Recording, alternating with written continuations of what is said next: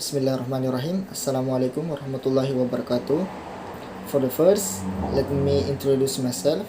My name is Nanda Yusuf Hardiansyah and I'm a student of English Education Department in UIN Alauddin Makassar.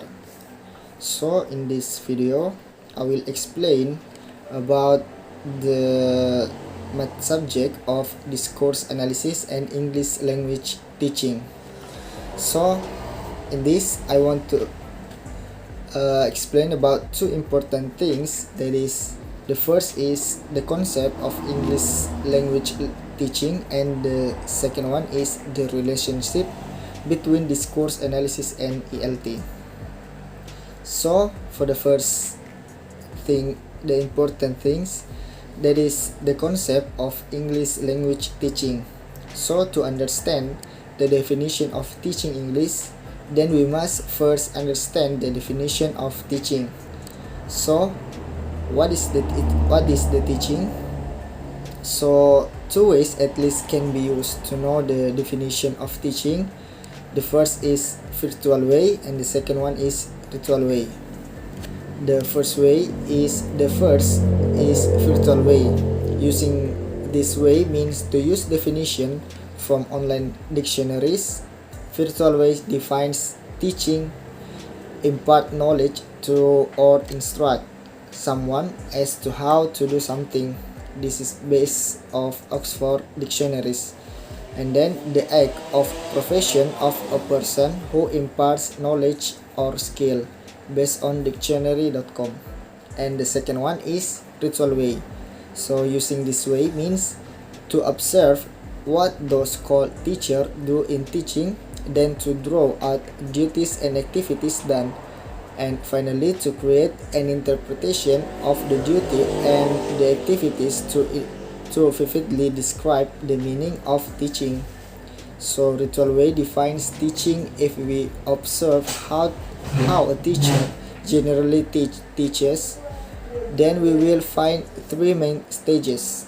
So the first is pre-teaching or planning, second one is while teaching or implementing, and then the last the number 3 is post-teaching or evaluating. So the first is pre-teaching. So pre-teaching refers to things that teachers do before imparting knowledge to a group of students. Planning for teaching. So planning means to make a set of decisions about what to do and how to do something. Then number 2 is while teaching or implementing.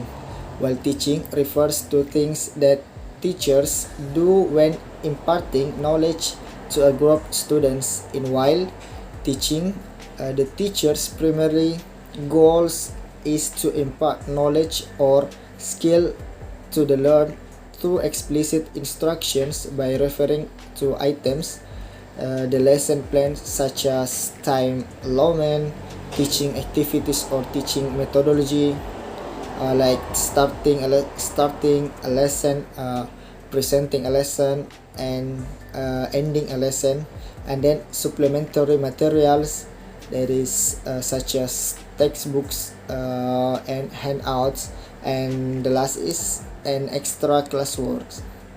And number 3 is post-teaching or evaluating.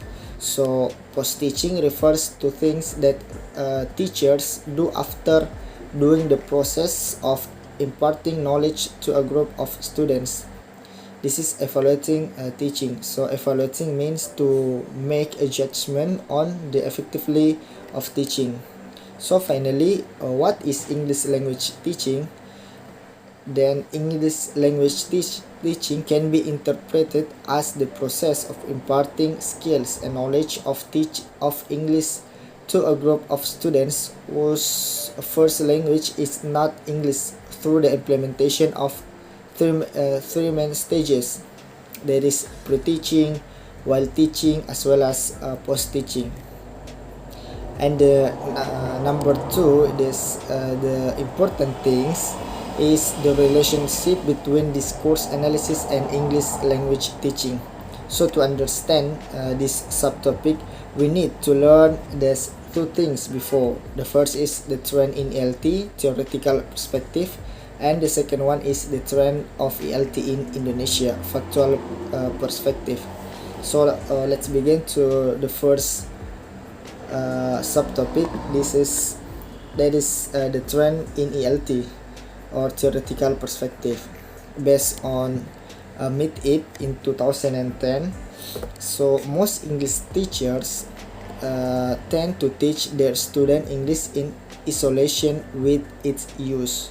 As a result, the knowledge of context is lacking, and when it is time to practice the things they have learned in the classroom in real life interaction, the students encounter difficulties to use the language socially appropriate and find it difficult to recognize the function of the utterance addressed by the native speakers of English. So by the theory, we learn that many English learners could speak grammatically correct English, but fail in speaking naturally in eligible English. Such situation frequently generates pragmatic difficulties. So difficulties to understand each other due to unnatural English, which make their interlocutor uncomfortable. So the trend of the second is the trend of ELT in Indonesia or factual perspective. So in Indonesia, many students of English encounter the same problem as stated in the theory. This happens because the students receive many inputs of English from form, but less in English function. So teaching English through drilling the rules of grammar and memorizing vocabulary has been the teaching orientation of many English teachers in Indonesia. So at the end, what is the relationship? For the reason, from the perspective of the writer's independent argument, discourse analysis and English language teaching are found to be tightly connected and inseparable. It is obviously seen from an indication that discourse analysis signifies language and language enables discourse analysis. Language is one method of communicating message, while discourse analysis can be used as a tool to disclose message being communicated. In a nutshell, the relationship between discourse analysis and language is symbioticon, in which one will not exist without the others. I think